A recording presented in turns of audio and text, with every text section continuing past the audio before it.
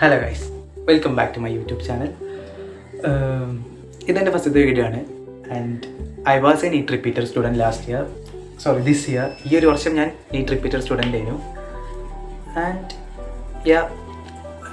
എല്ലാവർക്കും അറിയാം, കുറേ പ്രശ്നങ്ങളൊക്കെ ഉണ്ടായി. ആദ്യൊരു എക്സാം എഴുതി, ഗോട്ട് ക്യാൻസൽഡ്. വീണ്ടും എക്സാം എഴുതി, അതിലും എന്തൊക്കെയോ ഇപ്പോൾ OMRൻ്റെ കുറേ പ്രശ്നങ്ങൾ കേൾക്കണു അല്ലേ.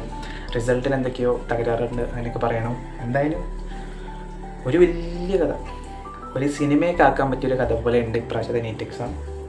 ആൻഡ് നിങ്ങൾ കുറേ വീഡിയോ കണ്ടിട്ടുണ്ടാവും. മേ ബി വ്യൂവേഴ്സ് ആയിട്ടുള്ള കുറേ ആൾക്കാരുണ്ടാവും. +2 കഴിഞ്ഞവരായിരിക്കാം, അല്ലെങ്കിൽ ഇപ്പോൾ റിപ്പീറ്റ് കഴിഞ്ഞിരിക്കുന്നവരായിരിക്കാം, അല്ലെങ്കിൽ ഇനി റിപ്പീറ്റോ അങ്ങനെ എന്തെങ്കിലുമൊക്കെ ചെയ്യാൻ പോകുന്നവരായിരിക്കാം. എന്തായാലും മേ ബി ഇങ്ങനെ സ്ക്രോൾ ചെയ്യുമ്പോൾ കുറേ സ്റ്റോറീസ് കാണാം. സക്സസ്ഫുൾ സ്റ്റോറീസ് ആയിരിക്കും majority of that type of videos. അധികം സക്സസ്ഫുൾ സ്റ്റോറീസ് തന്നെ ആയിരിക്കും. How I secured Kozhikode medical college, how I secured AIIMS Delhi, അങ്ങനെയുള്ള വീഡിയോസൊക്കെ ആയിരിക്കും majority of them. But today I am going to share a NEET journey of ഏത് തരത്തിൽ പെടും എന്ന് എനിക്കറിയില്ല. I don't think so I am a failure. ഞാൻ ഒരിക്കലും ഒരു ഫെയിലിയർ ആയ ഒരാളാണെന്ന് ഞാൻ ഒരിക്കലും പറയില്ല. Because I tried my best for my self. എൻ്റെ സെൽഫ് വെച്ച് നോക്കുകയാണെങ്കിൽ ആ സെൽഫിനെ കൊടുക്കാൻ പറ്റുന്നതിൽ വെച്ച് മാക്സിമം ഓഫ് ദി മാക്സിമം ഞാൻ എന്ത് ചെയ്തിട്ടുണ്ട്. ഈ ഒരു നീറ്റ് എക്സാം എന്ന് പറഞ്ഞ ഒരു എക്സാമിന് വേണ്ടി കൊടുത്തിട്ടുണ്ട്. ഐ തിങ്ക് എവിടെയൊക്കെയോ ചെറിയൊരു ഇങ്ങനെയൊരു പ്രശ്നംസ് ഉണ്ട്, എവിടേക്കോ ചെറിയൊരു മിസ്കൺസെപ്ഷൻ ഉണ്ട്. പക്ഷെ എന്നാലും എൻ്റെ മാക്സിമം ഞാൻ കൊടുത്തിരുന്നു. അത് ഞാൻ 100% ഗ്യാരണ്ടിയാണ്. അതുകൊണ്ട് തന്നെ നീറ്റ് എക്സാമിൻ്റെ ആൻസറൊക്കെ ഒന്ന് ചെക്ക് ചെയ്ത സമയത്തും റിസൾട്ട് വന്ന സമയത്തും എനിക്ക് അത്രയും അങ്ങോട്ട് റിഗ്രറ്റോ കാര്യങ്ങളൊന്നുമില്ല. ബിക്കോസ് ഞാൻ എൻ്റെ മാക്സിമം കൊടുത്തിരിക്കണം. ഞാൻ എൻ്റെ മാക്സിമം കൊടുത്തോണ്ട് തന്നെ എനിക്ക് അത്രയും പ്രശ്നമില്ല. സാധാരണ ഇപ്പോൾ എനിക്ക് തന്നെ അറിയാം, പേഴ്സണലി നമുക്ക് ഈ റിപ്പീറ്റ് ലൈഫിൽ കുറേ തരം കുട്ടികൾ നമ്മൾ കാണും. അപ്പോൾ എൻ്റെ കുറേ ഫ്രണ്ട്സ് ഉണ്ട്, they are regretting and they are ready for next drop with full potential. ഇപ്രാവശ്യം അവരുടെ പൊട്ടൻഷ്യൽ എടുക്കാതെ കുറേ ഒന്നിങ്ങനെ വഴിതെറ്റി പോയിട്ട് ഇനി ഈ ഒരു വർഷം കൂടി പഠിച്ചിട്ട് നല്ല മാർക്ക് സ്കോർ ചെയ്യാൻ നിൽക്കുന്ന കുറേ പേരുണ്ട്. പക്ഷെ എനിക്ക് അങ്ങനെ ഒരു ചിന്തയില്ല. ബിക്കോസ് ഞാൻ ഈ ഒരു വർഷം തന്നെ മൈസെൽഫ് നന്നായിട്ട് ഹാർഡ് വർക്ക് ചെയ്തിട്ടുണ്ട്.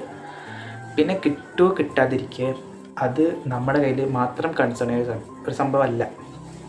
ഒരു ബെസ്റ്റ് എക്സാമ്പിൾ പറയുകയാണെന്നുണ്ടെങ്കിൽ, ഞാൻ പഠിച്ചിരുന്ന കോച്ചിങ് സെൻറ്ററിൽ തന്നെ one of the topper, ever time topper ആയിരുന്നു.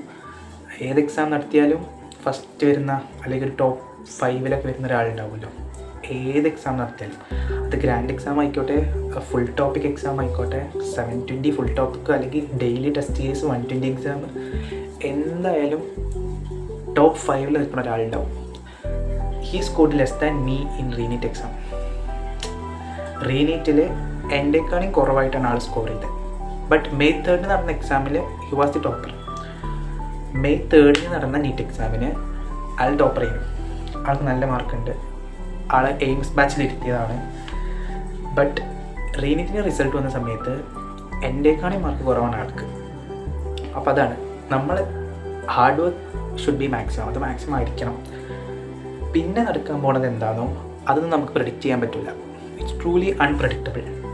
അപ്പോൾ ഈ ഒരു വീഡിയോയിൽ തംബ്നെയിലിൽ ഞാൻ ഐ ഡോണ്ട് നോ, ഇപ്പോൾ ഈ വീഡിയോ എടുക്കുന്ന സമയത്ത് എനിക്കറിയില്ല ഞാൻ എന്ത് തംബ്നെയിലാണ് ഇതിന് കൊടുക്കേണ്ടത്. ഒരു ഫെയിലിയർ ആണോ അതോ എനിക്കറിയില്ല. For myself I am a സക്സസ്സും അല്ല ഫെയിലിയറും അല്ല, ഒരു ഇൻ്റർമീഡിയറ്റ് കൈ. ഓക്കെ, കുറേ പാർട്ടായിരിക്കും ഞാൻ ഈ വീഡിയോ ഇടുന്നുണ്ടാവുക. ഫസ്റ്റ് പാർട്ട് തന്നെ I truly want to share you എങ്ങനെ ഞാൻ ഈ ഒരു ലൂപ്പിലേക്ക് കയറി നീറ്റ് UG എന്ന് പറയുന്ന ഒരു റിപ്പീറ്റിംഗ് ഗ്രൂപ്പിലോട്ട് ഞാൻ എങ്ങനെ ഫസ്റ്റ് സ്റ്റെപ്പ് വെച്ചു. അതാണ് എൻ്റെ ഒന്നാമത്തെ video, part 1. Okay, let's start. As you know guys, ഒരു അത്യാവശ്യം ഒരു ആവറേജ് കുട്ടി, ആ കുട്ടി ഹൈസ്കൂളിൽ കയറി ആ കുട്ടി 8 പാസ്സായി, 9 പാസ്സായി. പിന്നെയാണ് ലൈഫിലെ ടേണിംഗ് പോയിൻ്റ് വരുന്നത് അല്ലേ. You guys can relate. ലൈഫിലെ ടേണിംഗ് പോയിൻ്റ് വരുന്നതാണ് 10ാം ക്ലാസ്, 10 SSLC. പ്രത്യേകിച്ച് ഗവൺമെൻറ് സ്റ്റുഡൻസിന് ആയിരിക്കും SSLC എന്നുള്ള പേരൊക്കെ ഇട്ട് ഭയങ്കര എന്തോ വലിയൊരു ബിഗ് സംഭവം ലൈഫിലോട്ട് വരിക എന്ന് തന്നെ എല്ലാവരും നമ്മൾ പറഞ്ഞങ്ങനെ ഫലിപ്പിക്കും. ഒബ്വിയസ്ലി ഞാനും അങ്ങനെ ഇരയായി. വേറെ ആരുമില്ല, എൻ്റെ പേരൻസ് തന്നെ കേട്ടോ. എൻ്റെ പേരൻസ് തന്നെ ആൻഡ് എൻ്റെ സിബ്ലിങ്സ്, എൻ്റെ കസിൻസ്, റിലേറ്റീവ്സ് എല്ലാവരും പറഞ്ഞു ഫുൾ എ പ്ലസ്. 10ാം ക്ലാസ് പഠിച്ചാൽ 10ാം ക്ലാസ്സിൽ നല്ല മാർക്ക് സ്കോർ ചെയ്താൽ മാത്രമേ ഉള്ളൂ +1 +2 ഉഷാറാവുക, +1 +2 ഉണ്ടായാൽ മാത്രമേ ഉള്ളൂ കരിയർ ഉണ്ടാവുക. അങ്ങനെ അന്നൊന്നും എൻ്റെ മൈൻഡിലില്ല ഈ ഡോക്ടർ, എഞ്ചിനീയർ അങ്ങനെയൊന്നും എൻ്റെ മൈൻഡിലില്ല. ആകെ എൻ്റെ മൈൻഡിലുണ്ടായിരുന്നത് 10ാം ക്ലാസ്സിൽ ഫുൾ എ പ്ലസ് അത്രയേ ഉള്ളൂ ഉണ്ടായിരുന്നു. ഫസ്റ്റ് ടേം എക്സാം കഴിഞ്ഞ് 10ൽ ഫസ്റ്റ് ടേം കഴിഞ്ഞപ്പോൾ കുഴപ്പമില്ലാത്ത മാർക്ക്. പിന്നെ സെക്കൻഡ് ടേം കഴിഞ്ഞപ്പോൾ തന്നെ എനിക്ക് ഏകദേശം ഉറപ്പായി എനിക്ക് ബോർഡിലും ഫുൾ എ പ്ലസ് ഒക്കെ കിട്ടും. കാരണം നമുക്ക് നമ്മളെ സെൽഫിൽ ഒരു കോൺഫിഡൻസ് ഉണ്ടാവില്ല, അതെനിക്കുണ്ടായിരുന്നു. അങ്ങനെ 10ാം ക്ലാസ് കഴിഞ്ഞു. 10ാം ക്ലാസ് കഴിഞ്ഞിട്ട് എനിക്കുള്ളൊരു സ്ഥിരം പരിപാടിയാണ് എക്സാം കഴിഞ്ഞ് വന്ന് അപ്പം തന്നെ ആൻസർ കീ ഗൂഗിളും പിന്നെ ഏതൊക്കെ സൈറ്റൊക്കെ ആൻസർ കീ ഇടുമല്ലോ അതൊക്കെ വെച്ച് ഇങ്ങനെ തപ്പി ഞാൻ തന്നെ മാർക്കിട്ട് ഞാൻ തന്നെ സേഫ് ആക്കും എൻ്റെ ഭാഗം. അങ്ങനെ മാർക്കിട്ടപ്പോൾ എൻ്റെ ഇതിന് എനിക്ക് 9+ വരെ ആയിരുന്നു. ഐ മീൻ സോഷ്യൽ സയൻസ് എനിക്ക് കുറച്ചുകൂടി ടഫ് ഉണ്ടായിരുന്നു 10ാം ക്ലാസ്സിൽ. അപ്പോൾ അതെനിക്കറിയില്ല, അത് പിന്നെ ടീച്ചറിൻ്റെ കയ്യിൽ അങ്ങനെയാണ് ഞാൻ കൊടുത്തതിനെ. ഞാൻ നോക്കിയ സമയത്ത് എനിക്ക് കറക്റ്റ് 72 മാർക്സ് 80 ഔട്ട് ഓഫ് 72 ആണ് A+. അപ്പോൾ എനിക്ക് കറക്റ്റ് 72 ഞാൻ നോക്കിയപ്പോൾ ഉണ്ടായിരുന്നു. അപ്പോൾ ഇനി അത് ടീച്ചറിൻ്റെ കയ്യിൽ എന്തായാലും 9+ വരെ സേഫാണ്. അങ്ങനെ ഞാൻ പിന്നെ റിസൾട്ട് വന്നപ്പോൾ ഫുൾ A+. പിന്നെ അതിൻ്റെ കുറേ ഇത് എൻ്റെ പൊരിയിലാണെങ്കിൽ ഇങ്ങനെ ആഘോഷമല്ല, ഇങ്ങനെ മധുരപലഹാരം ലഡു ഒക്കെ കൊടുക്കുക എല്ലാവർക്കും ലഡു. എല്ലാവർക്കും എന്ന് പറഞ്ഞാൽ ഏകദേശം എൻ്റെ ഒരു കുന്നുകളുണ്ട് വരാം, ആ കുന്ന് മൊത്തം കൊടുത്തിട്ടുണ്ടാവും. അത്രയും ഇവർക്ക് എന്താ വലിയ സംഭവം എനിക്കെന്താന്ന് പോലും അറിയുന്നില്ല. ഞാൻ ഒരു എക്സാം എഴുതി മദ്രാസിൽ ഇതേപോലെ പബ്ലിക് എക്സാം ചെയ്തിട്ട് അതിൻ്റെ റിസൾട്ട് വരും. അതേപോലത്തെ ഒരു എക്സാം വന്നു ഫുൾ A+ കിട്ടി. പക്ഷെ പെരക്കാർക്ക് എന്താ വലിയ സംഭവമൊക്കെ, അപ്പോൾ എനിക്കിതെന്ത് വലിയ സംഭവം. പിന്നെ എന്നോട് ചോദിച്ചിട്ടൊന്നുമില്ല, ഞാൻ അങ്ങോട്ടും ഒരു അഭിപ്രായം തരാം. കാരണം ഫുൾ A+ ആണല്ലോ, അപ്പോൾ എന്താ എടുക്കാന്ന് നാട് മൊത്തം അറിയുമെന്ന് വേണ്ട, അവർക്ക് തന്നെ കോമൺ സെൻസ്. നമ്മുടെ നാട് അങ്ങനെ ധരിച്ചു വെച്ചിട്ടുണ്ട്. ഫുൾ A+ കിട്ടിയ കുട്ടി obviously going for science stream. വേറെ എന്തെടുക്കാനാണ് ഫുൾ A+ കിട്ടാത്ത കുട്ടി പിന്നെ ഫുൾ A+ കിട്ടിയ പിന്നെ ഹ്യൂമാനിറ്റീസ് ഒക്കെ പോയെടുക്കും ഇല്ല. അപ്പോൾ എല്ലാവരും സയൻസ്. അപ്പോൾ ആ ഒരു ലൂപ്പിൽ അന്നും ഞാൻ പെട്ടു. ഞാനും ഒബ്വിയസ്ലി എനിക്ക് സയൻസ് ഫുൾ A+ അല്ലേ, അപ്പോൾ പിന്നെ സയൻസ് അല്ലേ എടുക്കുക വിചാരിച്ചിട്ട് ഞാനും പോയി ഫസ്റ്റ് ഓപ്ഷൻ സയൻസ് തന്നെ കൊടുത്തു. സയൻസ് കിട്ടി അഡ്മിഷൻ എടുത്ത് +1 പോയപ്പോഴാണ് കുറച്ചുകൂടി എനിക്കൊന്ന് ഗതി മാറി തുടങ്ങിയിട്ട്. 10ാം ക്ലാസ് പോലെ അല്ല +1 +2, അത് കുറച്ചുകൂടി എനിക്ക് ഒന്നുകൂടി കത്തി. ഓക്കെ, 10ാം ക്ലാസ് പോലെ അല്ല ഈ +1 +2, അതെനിക്ക് എന്ത് ചെയ്തു ഒന്നുകൂടി കത്തി. അത് അവിടുത്തെ ഫസ്റ്റ് ടേം എക്സാം ആയാലും അവിടുത്തെ സെക്കൻഡ് ടേം എക്സാം ആയാലും പബ്ലിക്കിൻ്റെ റിസൾട്ട് വന്നപ്പോഴും എനിക്ക് നല്ലോണം മനസ്സിലായി 10ാം ക്ലാസ് പോലെ ഈസി ആയിട്ട് മാർക്കൊന്നും കിട്ടുന്ന പരിപാടിയല്ല ഈ +1. ഫസ്റ്റ് ടേം എക്സാമിൻ്റെ ഒക്കെ കാര്യം പറയുകയാണെങ്കിൽ I think I failed in ഫിസിക്സിൽ എനിക്ക് 15 ഔട്ട് ഓഫ് 68 എക്സാംസ് ഒക്കെ ഉണ്ട്. സെക്കൻഡ് ടേമിലും അതുപോലെ തന്നെ ഏതൊക്കെ ഒരു സബ്ജക്റ്റിനെ ഫെയിൽ ചെയ്തു. പിന്നെ എൻ്റെ ഒരു മാഷല്ല പുകഴ്ത്തി പറയല്ല, പക്ഷേ എൻ്റെ ഒരു കഴിവ് എന്തെന്ന് വെച്ചാൽ എക്സാമിൻ്റെ തലേന്ന് ഇരുന്ന് പഠിച്ചാൽ എനിക്ക് നല്ല മാർക്ക് കിട്ടും. അത് ഈ കേരള സിലബസ് പഠിക്കുന്നതുകൊണ്ടാണോ എനിക്കറിയില്ല, maybe majority of us അങ്ങനെ തന്നെ ആയിരിക്കും. എക്സാമിൻ്റെ തലേന്ന് ഇരുന്ന് പഠിക്കും, നല്ല മാർക്ക് സ്കോർ ചെയ്യും. ഞാനും അങ്ങനെ തന്നെ കേട്ടോ. +1 മോഡൽ എക്സാമിന് വരെ ഞാൻ ഫെയിൽ ചെയ്തു. പക്ഷേ എന്ത് ചെയ്തു, എക്സാമിൻ്റെ തലേന്ന് എൻ്റെ പരക്കാരോട് ചോദിച്ചാൽ മനസ്സിലാവും ഞാൻ ഉറങ്ങിയിട്ടില്ല. ഒരു എക്സാമിൻ്റെ തലേന്ന് ഞാൻ ഉറങ്ങിയിട്ടില്ല എക്സെപ്റ്റ് ഹിന്ദി ആൻഡ് ഇംഗ്ലീഷ്. എൻ്റെ സെക്കൻഡ് ലാംഗ്വേജ് ഹിന്ദിയായിരുന്നു, അതും ഇംഗ്ലീഷും അല്ലാത്ത ഒരു സബ്ജക്റ്റിനും ഞാൻ തലേന്ന് ഉറങ്ങലില്ല. തലേന്നായിരിക്കും എനിക്കിപ്പോഴും ഓർമ്മയുണ്ട് ഫിസിക്സിൽ ഗ്രാവിറ്റേഷൻ എന്ന് പറഞ്ഞ ചാപ്റ്റർ എക്സാമിൻ്റെ തലേന്നാണ് ഞാൻ നോട്ട് എഴുതിയിട്ട് ഒരു 1 hour ഞാൻ പഠിക്കും, അത് മാറ്റിയേക്കും. അടുത്ത സബ്ജക്റ്റ് അടുത്ത പാട്ടെടുക്കും, നോട്ട് ആദ്യം യൂട്യൂബിൽ ക്ലാസ് കാണും, പഠിക്കും, മാറ്റി വെക്കും. എനിക്കിപ്പോഴും ഓർമ്മ ഉണ്ടത്. ഗ്രാവിറ്റേഷൻ്റെ നോട്ടിലേ ഇല്ല, ഫിസിക്സിൽ പേജ് കുറച്ചു, നോട്ടില്ല. എന്ത് ചെയ്യുക, ടെക്സ്റ്റ് നോക്കിയതൊന്നും HCRT ഒന്നും അന്ന് തൊടുപോലുമില്ല. അങ്ങനെ അപ്പോൾ എന്നിട്ട് വേഗം ഏതൊക്കെയോ ഒരു ക്ലാസ് എടുത്തു, എനിക്കറിയില്ല എക്സാമിൻ്റെ സൈലോ ഏതോ എടുത്തു, വേഗം ക്ലാസ് കൊണ്ട് നോട്ട് എഴുതി. അതും 2Xലൊക്കെ ഇടുക, വേണ്ടാത്ത ഭാഗത്ത് സ്കിപ്പ് ചെയ്ത് വിടും. 2X ഇടും, തിയറീസ് മാക്സിമം ആദ്യം നോക്കും, പിന്നെ പ്രോബ്ലംസ് നോക്കും. അങ്ങനെ പഠിച്ച് +1ൻ്റെ റിസൾട്ട് വന്നപ്പോൾ 5A+ ഒരേ ആയത് ഒബ്വിയസ്ലി ഈ പറഞ്ഞ ഫിസിക്സ് തന്നെയാണ്. ഫിസിക്സ് തന്നെയായിരുന്നു. എനിക്ക് 1 മാർക്കിനാണ് A+ പോയത്. 1 മാർക്കിന് +1 1 മാർക്കിന് A+ പോയത് ഫിസിക്സിന്. ബാക്കിയൊക്കെ ഫുൾ A+. അതിൽ ഫിസിക്സ് മാത്രം പോയി. അന്നും ആ ഒരു എക്സാം കഴിഞ്ഞ സമയത്തും എനിക്ക് പിന്നെ ഒരു ബോധമൊന്നും വന്നിട്ടില്ല. തുടക്കം മുതലേ പഠിക്കണം അങ്ങനെയൊന്നും എനിക്ക് എപ്പോഴും വന്നിട്ടില്ല. ബിക്കോസ് 5+ കിട്ടില്ലടാ. മിഡ് ടേം മോഡൽ എക്സാം തോറ്റ കുട്ടിക്ക് 5+ വരെയും +2 പിന്നെ എന്ത് സുഖം, പുഷ്പം പോലെ കിട്ടും. അങ്ങനെയായിരുന്നു എൻ്റെ ഒരു ആറ്റിറ്റ്യൂഡ്. അങ്ങനെ +2 എത്തിയപ്പോൾ ഞാൻ കുറച്ചുകൂടി ഫൈനൽ ഇയർ ആണല്ലോ, സ്കൂൾ ലൈഫിലെ ഫൈനൽ ഇയർ. അപ്പോൾ കുറച്ചുകൂടി അടിപൊളിയാക്കണം സ്കൂൾ. അങ്ങനെ വെച്ചിട്ട് ഞാൻ കുറേ ആർട്സിലും അങ്ങനെ കുറേ ജോയിൻ ചെയ്തു.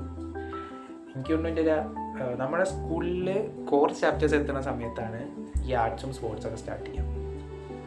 അങ്ങനെ കോർ ചാപ്റ്റേഴ്സ് എത്തി. ആ കോർ ചാപ്റ്റേഴ്സിൻ്റെ ക്ലാസ്സിലൊന്നും ഞാൻ ഇരുന്നിട്ടില്ല. രാവിലെ സ്കൂളിൽ പോകും. എനിക്ക് ആർട്സിനാണ് ഞാൻ പാർട്ടിസിപ്പേറ്റ് ചെയ്തിരുന്നത്, സ്കിറ്റിനായിരുന്നു. അപ്പോൾ സ്കിറ്റിൻ്റെ പേര് പറഞ്ഞിട്ട് രാവിലെ ക്ലാസ്സിൽ നിന്ന് ഇറങ്ങും. എന്നിട്ട് വൈകുന്നേരം ബെല്ലടിച്ചാൽ പോകും. ബുക്ക് കൊണ്ടുപോവുകയില്ല. ഞാനൊരൊറ്റ നോട്ട്ബുക്ക് മാത്രമാണ് കൊണ്ടുപോയത് ആ ഒരു മാസത്തിൽ. കാരണം എന്തിനാണ് കൊണ്ടുപോകേണ്ട ആവശ്യം?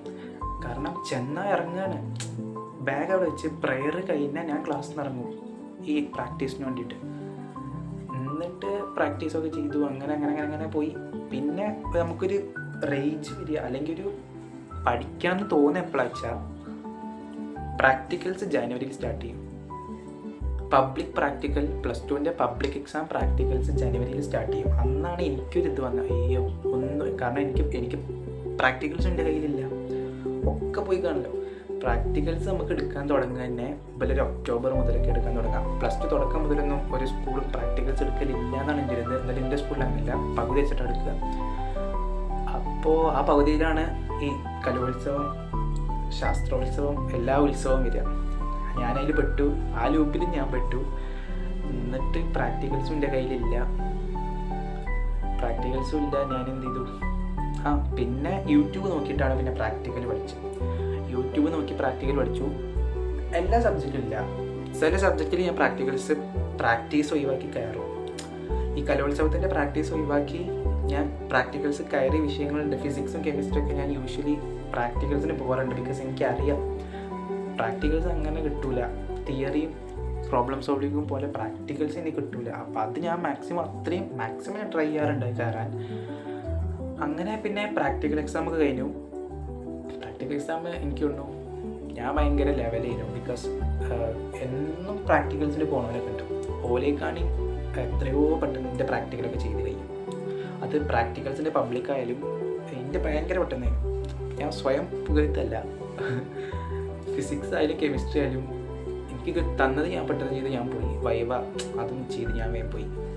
എൻ്റെ വേഗം കഴിഞ്ഞു സംഭവം. അതിൻ്റെ റിസൾട്ട് വന്നപ്പോൾ എല്ലാ പ്രാക്ടിക്കൽസിനും 40 ഫുൾ മാർക്ക്. ആൻഡ് പിന്നെ ഫൈനൽ എക്സാമായി. +2 ഫൈനൽ എക്സാമായി. തട്ടിമുട്ടി. നിങ്ങൾക്കറിയാമല്ലോ അല്ലേ? +2 ആണ് ഞങ്ങളുടെ 2025 ബാച്ചാണ് ഈ എക്സാമിൻ്റെ പാറ്റേൺ മാറ്റിയത്.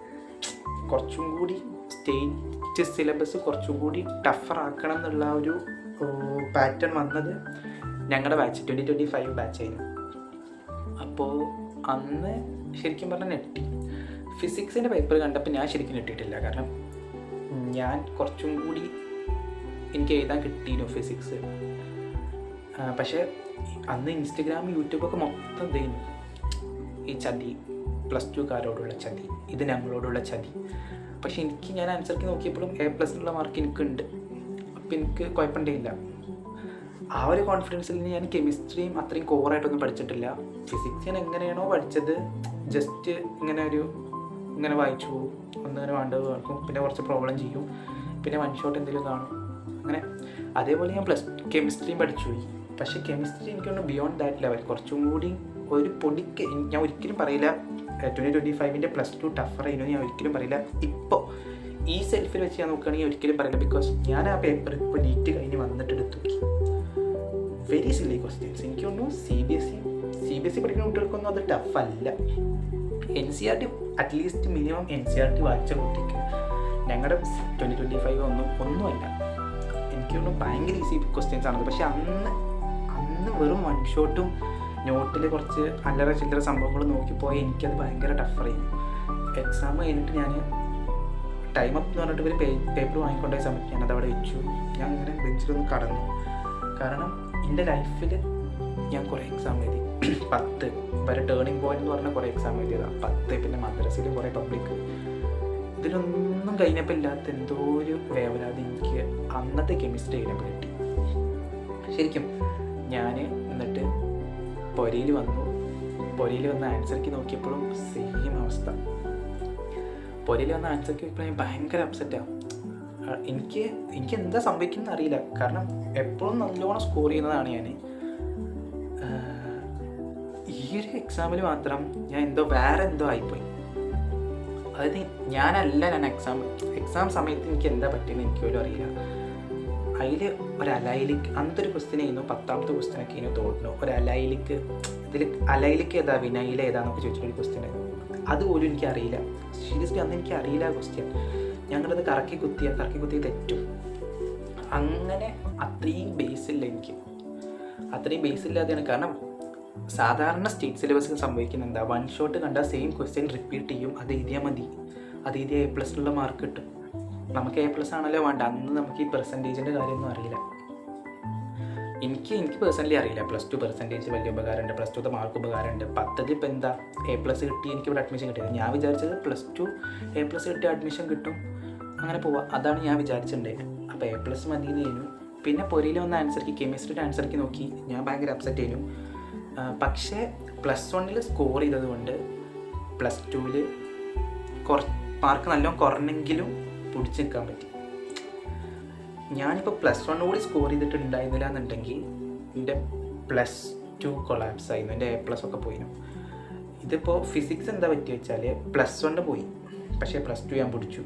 കെമിസ്ട്രി +1 നല്ലോണം പിടിച്ചു, +2 നല്ലോണം പോയി. മാത്സ് രണ്ടും ആവറേജ് ചെയ്യുന്നു. അവിടെയും കുഴപ്പമില്ലാത്ത രീതിക്ക് പിടിച്ചു, ഇവിടെയും കുഴപ്പമില്ലാത്ത രീതിക്ക് പിടിച്ചു. അവിടെയും A+ കഴിഞ്ഞു. ബയോളജി പിന്നെ യൂഷ്വലി രണ്ടും പിടിച്ചു, രണ്ടും നല്ല മാർക്കുണ്ട്. അങ്ങനെ +2 ഫൈനൽ എക്സാം കഴിഞ്ഞു, റിസൾട്ട് വന്നു. ഫുൾ A+ഓടെ ഞാൻ പാസ്സായി. ഫുൾ A+ഓടെ ഞാൻ പാസ്സായപ്പോൾ അടുത്തതായിരുന്നു ഫോർ മൈസെൽഫ്. ഞാൻ എൻ്റെ ലൈഫിൽ തന്നെ ഫസ്റ്റ് ആയിട്ട് ഞാൻ കരിയറിനെ കുറിച്ച് ചിന്തിക്കുന്ന first moment after the result. +2 റിസൾട്ടിന് ശേഷം ആണ് ഞാൻ ആദ്യമായിട്ട് എൻ്റെ കരിയർ എന്താവണം എന്ന് ഞാൻ ചിന്തിക്കുന്നത്. പിന്നെ മൊത്തം റിസർച്ചാണ്. അത് JEE എഴുതണോ, നീറ്റ് എഴുതണോ, അതോ വേണ്ട ഈ ലൂപ്പിലൊന്നും പെടണ്ട, നീറ്റ് എക്സാം ഇനി ഒരു കൊല്ലം കൂടി ഇതൊന്നും പഠിക്കേണ്ട, വേറെ എന്തെങ്കിലും എടുത്ത് പോകണോ, ഒന്നും എനിക്കറിയില്ല. ഞാനാണെങ്കിൽ ആകെ എഴുതിയത് 2025 നീറ്റ് എക്സാം മാത്രം. കീമൊന്നും ഞാൻ അറ്റൻഡ് ചെയ്തിട്ടില്ല. അന്ന് കീം എഴുതി റാങ്ക് ഉണ്ടെന്നുണ്ടെങ്കിൽ മേ ബി ഞാൻ പോയിട്ടുണ്ടാവും. ഇപ്പോൾ ഈ വീഡിയോ ഒന്നും എടുക്കുന്നുണ്ടാവില്ല. കാരണം എനിക്കിങ്ങനെ ഒരു പാഷനായിട്ടായിട്ടുള്ളൊരു ജോബൊന്നും അങ്ങനെയൊന്നുമില്ല. I want to make money. എനിക്ക് പൈസ ഉണ്ടാക്കിയാൽ മതി. അപ്പം അതിൽ ഒരു പ്രൊഫഷണൽ കോഴ്സ് ആയാൽ മതി. പിന്നെ അതിൽ ഞാൻ പിടിച്ച് കയറുന്നിരിക്കാനുള്ള വിശ്വാസമുണ്ട്. അതേതായാലും അവിടെ നമ്മൾ സ്കില്ല് ഉയർത്തിയാൽ മതിയല്ലോ. അതിൽ എനിക്കൊരു വിശ്വാസമുണ്ട്, ഐ ക്യാൻ മേക്ക്. സോ ഏതെങ്കിലും ഒരു പ്രൊഫഷണൽ കോഴ്സ് മതി. പക്ഷേ അന്ന് എനിക്ക് ഒരു പ്രൊഫഷണൽ കോഴ്സും കിട്ടില്ല. കീം എഴുതിയിട്ടില്ല. നീറ്റാണെങ്കിൽ എഴുതി. അന്നറിയാലോ 2025 NEET exam was very hard. അതും കിട്ടിയിട്ടില്ല. അത് ക്വാളിഫൈഡ് ആണ് ഞാൻ. പക്ഷേ അബ്രോഡൊന്നും പോലെ പറ്റില്ല. ലൈറ്റ് ഓഫ് ആയേ, ഒരു മിനിറ്റ് പ്ലീസ് അഡ്ജസ്റ്റ്. ഇവിടുത്തെ ലൈറ്റ് പോയി. അപ്പോൾ എന്തായാലും 2025 ഞാൻ ക്വാളിഫൈഡ് ആണ്. പക്ഷെ എന്നെക്കൊണ്ട് അബ്രോഡൊന്നും പറ്റില്ല. അബ്രോഡൊന്നും താങ്ങൂല. ഞാനൊരു ആവറേജ് മിഡിൽ ക്ലാസ് ഫാമിലിയിൽ നിന്നാണ്. അപ്പോൾ അബ്രോഡ് അതൊന്നും സെൽഫ് പ്രൈവറ്റൊന്നും എനിക്ക് അഫോർഡബിൾ അല്ല. അപ്പോൾ പിന്നെ ഉള്ളതായിരുന്നു LBS വഴി നഴ്സിംഗ്. അത് എനിക്ക് നല്ലൊരു ഓപ്ഷനായിരുന്നു. ഞാൻ അതിനെക്കുറിച്ച് അന്വേഷിച്ചു. അപ്പോൾ ഓക്കെ, ഇതെനിക്ക് പറ്റും. ഒന്നാമത് നഴ്സിംഗ് ഞാൻ കുറേ കേൾക്കലുണ്ട്. +2 എൻഡിങ് തന്നെ എൻ്റെ ക്ലാസ്മേറ്റ്സ് കുറേ ആൾക്കാർ നഴ്സിംഗ് കണ്ട് എടുക്കണമെന്ന് പറയാറുണ്ടായിരുന്നു. അപ്പോൾ ഞാൻ ഓക്കെ, നഴ്സിംഗ് എനിക്കും പറ്റും. അപ്പോൾ ഞാൻ നഴ്സിങ്ങിനെ അപേക്ഷിക്കാൻ വേണ്ടി നിന്നു. എന്നിട്ട് നഴ്സിങ്ങിൻ്റെ ലാസ്റ്റ് റാങ്ക് എടുത്ത് നോക്കി. ലാസ്റ്റ് കയറിയ കുട്ടിയുടെ പെർസെൻറ്റേജും മാർക്കൊക്കെ എടുത്ത് നോക്കിയ സമയത്ത് ലാസ്റ്റ് കയറിയ കുട്ടിയുടെ പെർസെൻറ്റേജ് എന്ന് പറയുന്നത് 98% ഒക്കെ. ശരിക്കും പറഞ്ഞാൽ ഷോക്കായി. വാട്ട്, ഗവൺമെൻറ്റിൽ ലാസ്റ്റ് കയറിയ കുട്ടിയുടെ +2 പെർസെൻറ്റേജ് 98? എനിക്കാണെങ്കിൽ വെറും 93 ഫുൾ എ പ്ലസ് വിത്ത് 93% ആയിരുന്നു എനിക്ക് +2. അപ്പം ഞാൻ ശരിക്കും റിയലൈസ് ചെയ്തു എനിക്ക് ഇപ്രാവശ്യം ഒന്നും കിട്ടാൻ പോകുന്നില്ല. അങ്ങനെ ഒന്നും കിട്ടാൻ ഇല്ലാത്തത് കൊണ്ടും പിന്നെ എവിടെയൊക്കെയോ എന്തോ മെഡിസിൻ എനിക്കിഷ്ടമാണ് എന്നുള്ളത് കൊണ്ടും മാത്രമാണ് നീറ്റ് ലൂപ്പ് എന്ന ആ ഒരു വലിയ ഘടകത്തിലോട്ട് ഞാൻ എൻ്റർ ചെയ്തത്. ആൻഡ് ദിസ് വാസ് ഹൗ ഞാൻ ആ ഒരു ലൂപ്പിൽ പോയി പെട്ടു എന്നുള്ളതിനുള്ളൊരു ഡെഫിനറ്റ് ഉത്തരമാണ് LBS വഴി നഴ്സിംഗ് കിട്ടൂല എന്ന് ഞാൻ ഉറപ്പിച്ചു. കീം പോലത്തെ ഒരു എക്സാം ഞാൻ എഴുതിയിട്ടില്ല. ഒരു സാധാ ഒരു ഡിഗ്രി കോഴ്സ് ചെയ്യാനും എനിക്കധികം താല്പര്യം ഉണ്ടായില്ല. എന്തെങ്കിലും പ്രൊഫഷണൽ കോഴ്സ് വേണം. അങ്ങനെ ഒന്നും ആ കൊല്ലം എനിക്ക് കിട്ടൂല എന്ന് ഉറപ്പിച്ചതുകൊണ്ട് പിന്നെ എനിക്ക് എൻജിനീയറിങ്ങിനേക്കാൾ കൂടുതൽ എവിടെയൊക്കെയോ എന്തോ എനിക്ക് മെഡിസിനോട് കുറച്ചുകൂടി താല്പര്യം ഉണ്ടായിരുന്നു. അതുകൊണ്ട് മാത്രം ഞാൻ എന്ത് ചെയ്തു, നീറ്റ് റിപ്പീറ്റ് ചെയ്യാൻ വേണ്ടി തീരുമാനിച്ചു.